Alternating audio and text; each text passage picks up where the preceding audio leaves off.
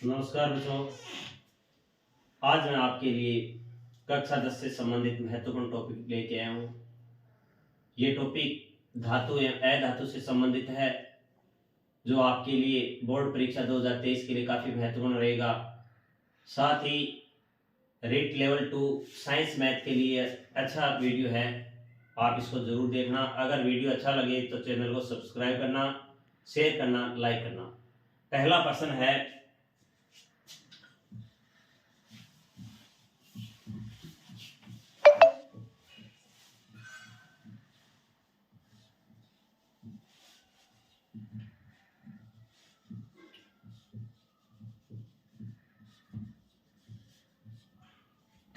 पहला प्रश्न रहेगा बच्चों, कौन सा तत्व है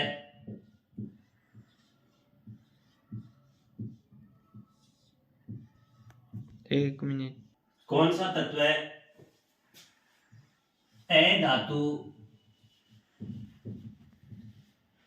होते हुए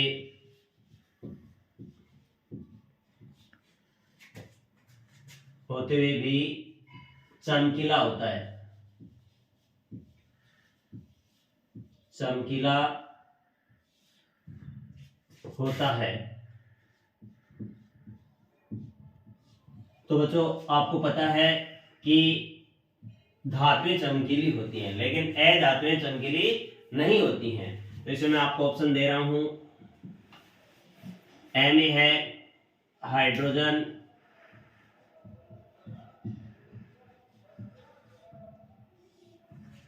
बी में है ऑक्सीजन,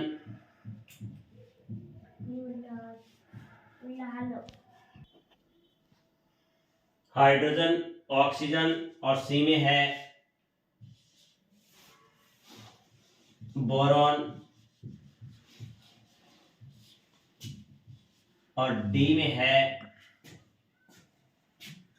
ए में आपके पास हाइड्रोजन, बी में है ऑक्सीजन, सी में है बोरॉन, और डी में है आपके लिए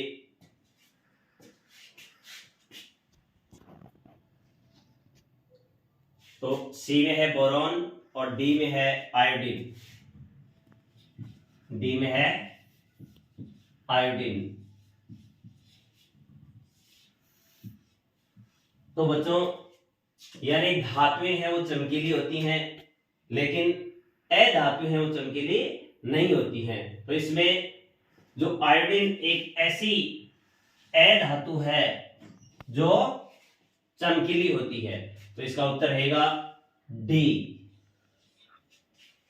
अगला प्रश्न,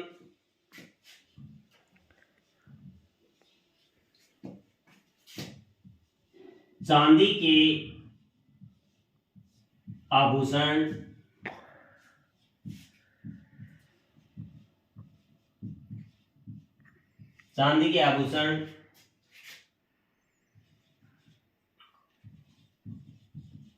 किस पदार्थ के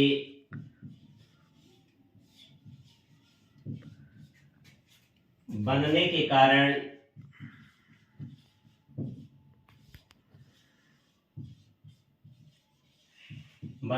कारण काले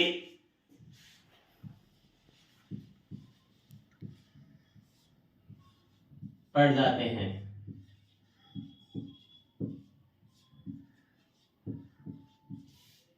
यानी चांदी के जो भी आभूषण होते हैं वो कई दिनों के बाद में आपको यानी काले दिखाई देते हैं। तो इसका क्या कारण है? तो इसमें बच्चों इसका उत्तर रहेगा, यानी चांदी है वायुमंडल में उपस्थित सल्फर डाइऑक्साइड के साथ। तो सल्फर डाइऑक्साइड होती है तो उसमें से ये सल्फर के साथ क्रिया करेगी और AgS बनाएगा, यानी सिल्वर सल्फाइड बनने के कारण चांदी के जो बर्तन होते हैं, चांदी के आभूषण होते हैं, वो सिल्वर सल्फाइड बनने के कारण वायुमंडल में उपस्थित सल्फर के साथ क्रिया करते हैं और AgS बनाते हैं। क्या बनाते हैं? AgS, सिल्वर सल्फाइड बनने के कारण काले दिखाई देते हैं। तो इसका उत्तर होगा सिल्वर सल्फाइड। Silver sulphide.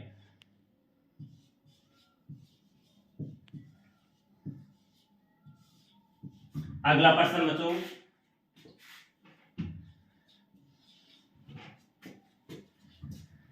तांबे तांबे के बर्तन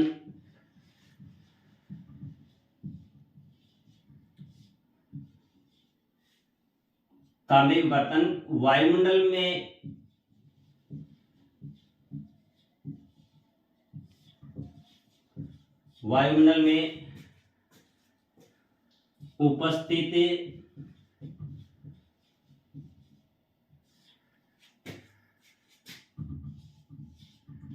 CO2 के साथ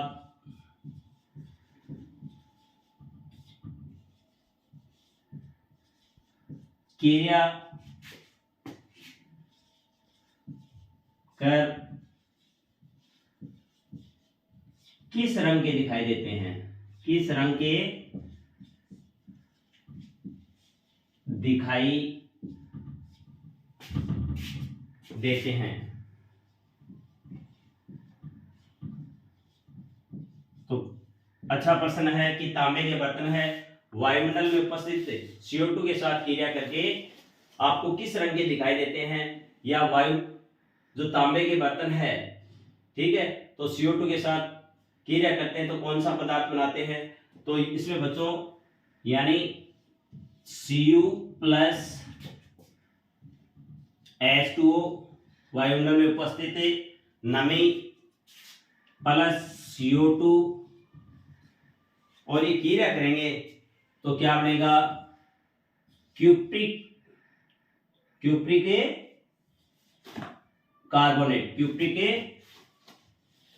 कार्बोनेट बनेगा और साथ में क्यूप्रिक हाइड्रोक्साइड बनेगा। तो ये जो है बोले तो कॉपर कार्बोनेट बनने के कारण तांबे के जो बर्तन हैं वो आपको बरसात के दिनों में हरे रंग के दिखाई देते हैं। तो प्रश्न आ सकता है कि तांबे के बर्तन है वो कौन सा पदार्थ बनने के कारण आपको हरे रंग के दिखाई देते हैं? तो तांबे के बर्तन है वो कॉपर कार्बोनेट बनने के कारण आपको बरसात के दिनों में हरे रंग के दिखाई देते हैं। चौथा प्रश्न रहेगा बच्चों, कौन सा प्राकृतिक पदार्थ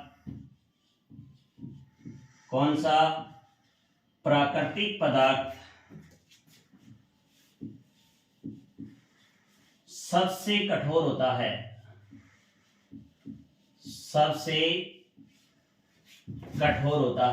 यानी कौन सा प्राकृतिक पदार्थ है वो सबसे कठोर होता है?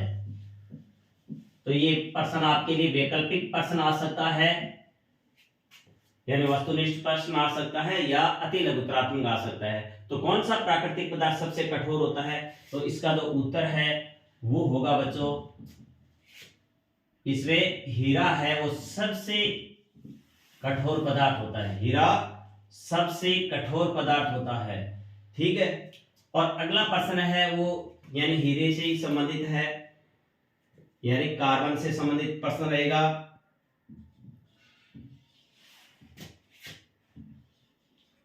कार्बन का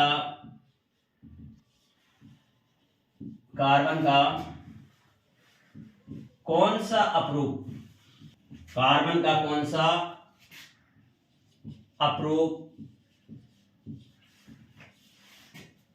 विद्युत का सुचालक होता है? विद्युत का सुचालक होता है, यानी उसमें से विद्युत धारा का प्रवाह होता है। तो इसमें मैं आपको ऑप्शन दे रहा हूं बच्चों, ए में हीरा, बी में ग्रेफाइट, सी में है फुलरेन,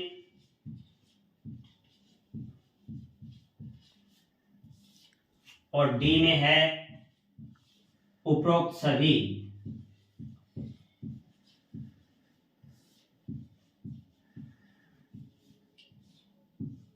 सही उत्तर आपको बताना है। तो ये तीनों क्या है, कार्बन के अपरूप होते हैं, हीरा, ग्रेफाइट और फुदरीन। तो इसमें जो ग्रेफाइट होता है वो विद्युत का सुचालक होता है, तो इसका उत्तर रहेगा बी। इसका उत्तर क्या रहेगा, बी। यानी ग्रेफाइट में मुक्त इलेक्ट्रॉन होते हैं, इस कारण ग्रेफाइट विद्युत का सुचालक होता है। हीरा और फुदरीन में कोई मुक्त इलेक्ट्रॉन नहीं होते हैं, इसलिए ये दोनों क्या होते हैं, विद्युत के कुचालक होते हैं। अगला प्रश्न, यानी धातुएं होती हैं वो कठोर होती हैं, लेकिन कुछ धातुएं होती हैं वो इतनी मुलायम होती हैं कि इनको चाकू से काटा जा सकता है। तो इससे रिलेटेड प्रश्न है, किस धातु को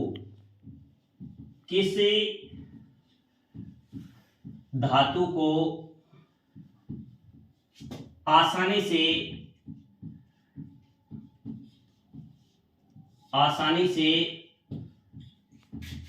चाकू से काटा जा सकता है, चाकू से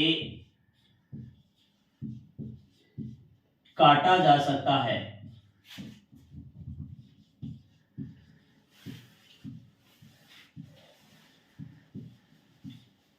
तो किस धातु को आसानी से चाकू से काटा जा सकता है? ए में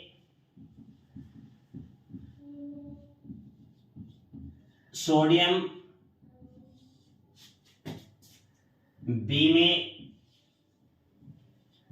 आयरन,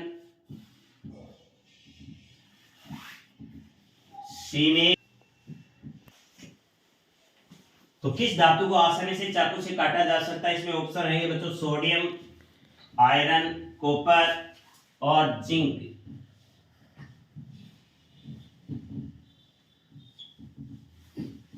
तो इसमें सबसे जो मुलायम धातुएं होती हैं वो सोडियम और जो पोटेशियम होती हैं वो मुलायम धातुएं होती हैं, ठीक है। तो इसलिए इनको चाकू से आसानी से काटा जा सकता है। तो इसका उत्तर रहेगा ए। कौन सा है? ए। सोडियम ऑप्शन में तो सोडियम कर देना, पोटेशियम है तो पोटेशियम में कर देना। अगला प्रश्न,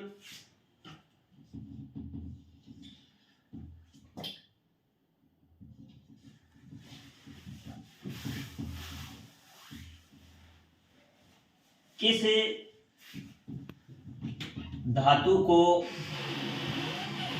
हथेली पर रखने पर पिघल जाती हैं?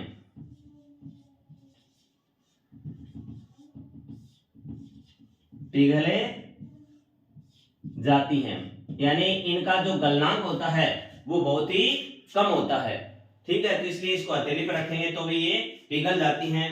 तो इसमें ऑप्शन दे रहा हूं मैं,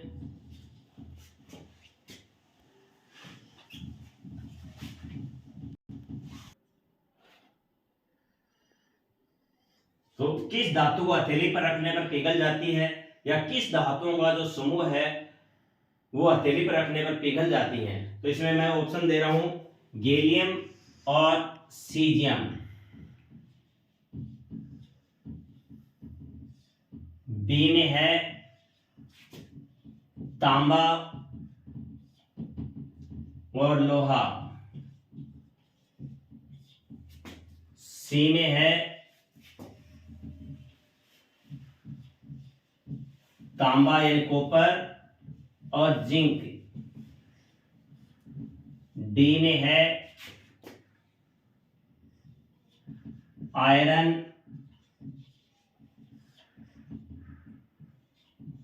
और गोल्ड। तो इसमें मैंने धातुओं का समूह दे दिया है। तो किस धातु को पूछा जाए तो इसमें एक देगा आपको, और किस धातुओं को या किन धातुओं को हथेली पर रखने पर पिघल जाती हैं?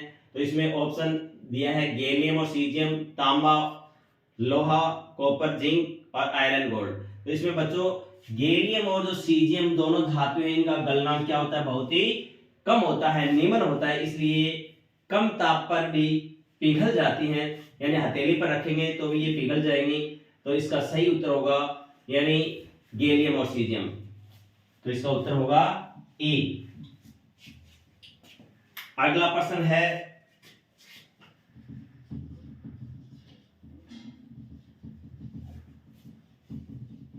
पारे का ऐसक है।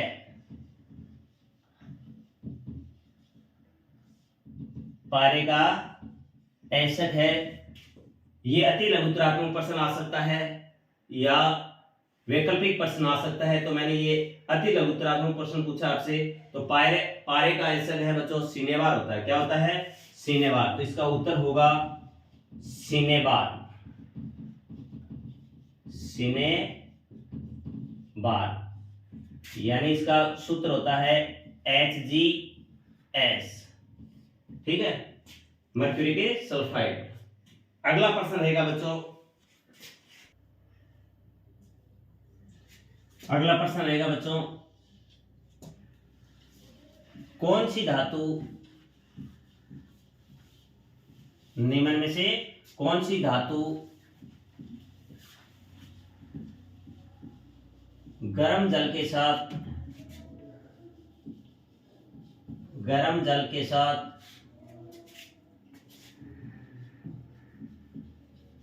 अभिक्रिया करती है?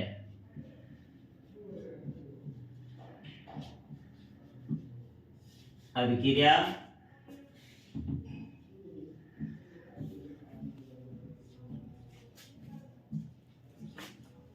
तो कौन सी धातु गर्म जल के साथ अभिक्रिया करती है? तो इसमें ऑप्शन भी दिया जा सकता है आपको और अति लघुत्तरात्मक प्रश्न भी आ सकता है। तो इसमें बच्चों मैग्नीशियम है, वो इसका उत्तर होगा। उत्तर क्या होगा? मैग्नीशियम। मैग्नीशियम एक ऐसी धातु है जो ठंडे जल के साथ अभिक्रिया नहीं करती है, लेकिन गर्म जल के साथ ये अभिक्रिया करती है और क्या बनाती है? मैग्नीशियम हाइड्रोक्साइड बनाती है। क्या बनाती है? मैग्नीशियम हाइड्रोक्साइड बनाती है। ठीक है, और अगर ये प्रश्न आ जाए कौन सी धातु ठंडे जल के साथ अभिक्रिया करती है? कौन सी धातुएं ठंडे जल के साथ अभिक्रिया करती हैं? ठंडे जल के साथ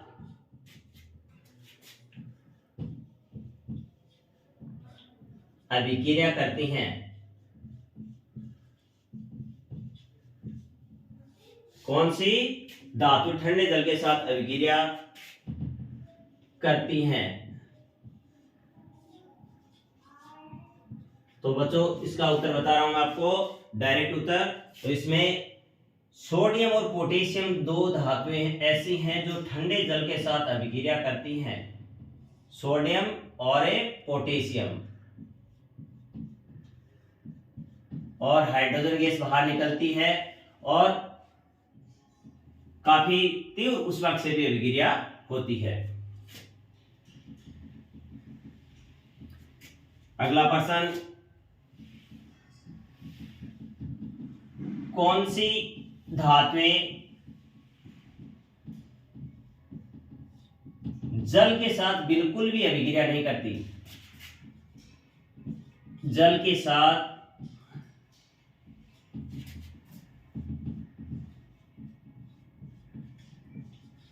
बिल्कुल भी अभिक्रिया नहीं करती।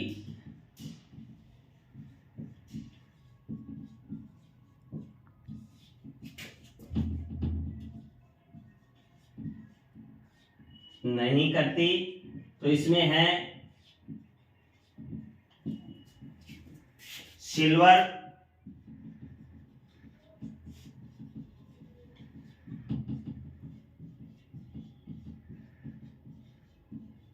प्रतीक Ag होता है, अर्जेंटम तत्व है, और सिल्वर और गोल्ड, और इसका प्रतीक होता है Au, ओरम। ठीक है, तो यानी सोना और चांदी जो इस प्रकार की धातुएं जो न तो ठंडे जल के साथ अभिक्रिया करती है, न ही गर्म जल के साथ अभिक्रिया करती है।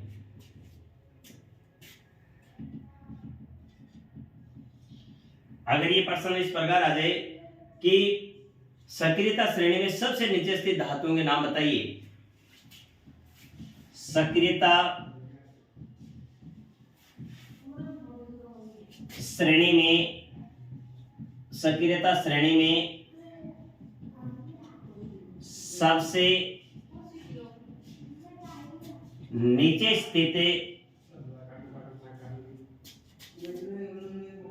सबसे नीचे स्थित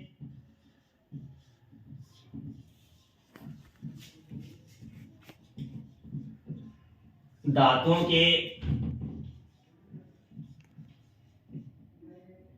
नाम लिखो। तो सक्रियता श्रेणी में सबसे नीचे स्थित धातुएं हैं वो सोना और चांदी होते हैं, यानी सिल्वर और गोल्ड। ठीक है, तो सोना और चांदी।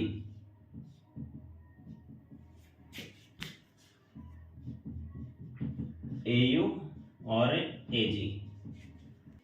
अगला प्रश्न बच्चों, निम्न में से कौन सी धातु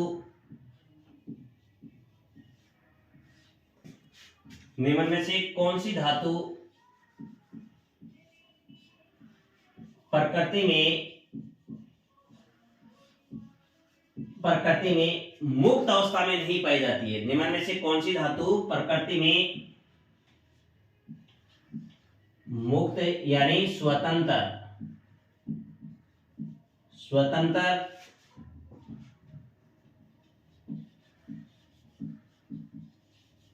अवस्था में नहीं पाई जाती है? अच्छा प्रश्न है बच्चों। ज्यादातर धातुएं वो प्रकृति में यानी यौगिकों के रूप में पाई जाती हैं, लेकिन कुछ धातुएं स्वतंत्र अवस्था में पाई जाती है। इसमें ऑप्शन दे रहा हूं। ए में सोना, बी में है चांदी, सी में तांबा और डी में है आयरन। तो इसमें बच्चों ये जो तीनों धातुएं हैं, सोना है, चांदी है, तांबा है, प्लेटिनम है, ये चार धातुएं ये प्रकृति में स्वतंत्र अवस्था में पाई जाती हैं। लेकिन जो आयरन होता है, आयरन ये यौगिकों के रूप में पाया जाता है। जैसे आयरन के ऑक्साइड होते हैं, हेमेटाइट, मैग्नेटाइट, सिडराइट। ठीक है, ये इनके एसिड हैं, तो ये यौगिकों के रूप में पाई जाती है। तो इसका उत्तर रहेगा बच्चों डी। इसमें पूछा है कि यानी कौन सी धातु स्वतंत्र अवस्था में नहीं पाई जाती है का नहीं पूछा है। प्रश्न को सही तरीके से पढ़ना है, और कई बार क्या करते हैं हम है और नहीं के चक्कर में प्रश्न गलत कर देते हैं। तो इसका सही उत्तर होगा, यानी डायरेक्ट पढ़ते ही बच्चे क्या करते हैं, निम्न में से कौन सी धातु प्रकृति में मुक्त अवस्था में पाई जाती है, पहला ऑप्शन देखते सोना कर देते हैं, आगे ऑप्शन नहीं देखते हैं, प्रश्न को पूरा पढ़ना है। तो इसका उत्तर होगा आयरन, यानी आयरन है प्रकृति में मुक्त अवस्था में नहीं पाई जाती है। अगला प्रश्न, एक्वा रेजिया क्या है? एक्वा रेजिया क्या है? अति लघुत्रात्मक प्रश्न आ सकता है, वैकल्पिक प्रश्न भी आ सकता है। तो एक्वा रेजिया में बच्चों यानी तीन भाग तो क्या होता है, HCl होता है, हाइड्रोक्लोरिक अम्ल होता है, एक भाग क्या होता है, HNO3 होता है, नाइट्रिक अम्ल होता है। और दोनों का जो एक यानी भवकता हुआ एक विलयन होता है, दोनों को मिला देते हैं तो जो इतना खतरनाक होता है कि ये सोने जैसी धातु को भी गिला सकता है। तो एक्वा रेजिया क्या है, तीन भाग HCl तथा एक भाग HNO3 का विलयन होता है, और ये एक भवकता हुआ विलयन होता है जो सोने जैसी कठोर धातु को भी गिला देता है। तो इसमें कई नकली जो यानी कहते हैं कि आपके जो भी आभूषण है उसको हम चमका देंगे, आपके घरों में नकली सुनार बनकर आ सकते हैं कि आपसे पैसे नहीं लेंगे, तो वो आपको ठग भी सकते हैं। तो इसलिए अपने घर वालों को भी सावधान करना है कि ये एक धधकता हुआ भभकता हुआ एक विलियन है, उसमें ये डालेंगे और उसमें चमक आ जाएगी, लेकिन इसमें से कुछ जो धातु का भाग है वो उससे विलियन में रह जाता है। आज का अंतिम प्रश्न होगा, अमलगम क्या है? अमलगम क्या है? तो बच्चों मिश्र धातु बनाते हैं तो उसमें अगर एक धातु क्या है, मिश्र धातु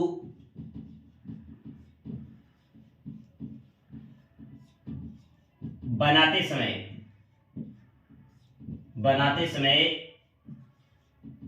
अगर एक धातु क्या है, एक धातु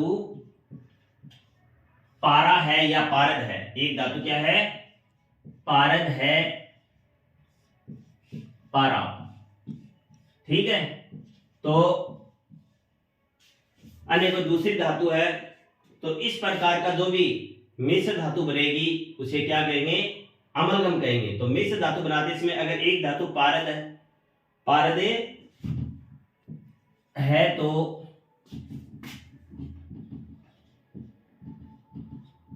धातुओं के इस समांगी मिश्रण को, समांगी मिश्रण को अमलगम कहा जाएगा,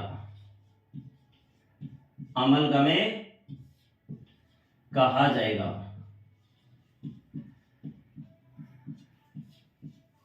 यानी एक धातु पारा होगी और दूसरी को अन्य धातु होगी, तो धातु को ये जो समांगी मिश्रण बनेगा तो इसको क्या कहा जाएगा, अमलगमे कहा जाएगा। तो आज का जो अपना वीडियो है वो आपको कैसा लगा, इस चैनल को आप सब्सक्राइब जरूर करें। वीडियो अच्छा लगा तो कमेंट बॉक्स में मेरे को आप जरूर बताना। थैंक्स।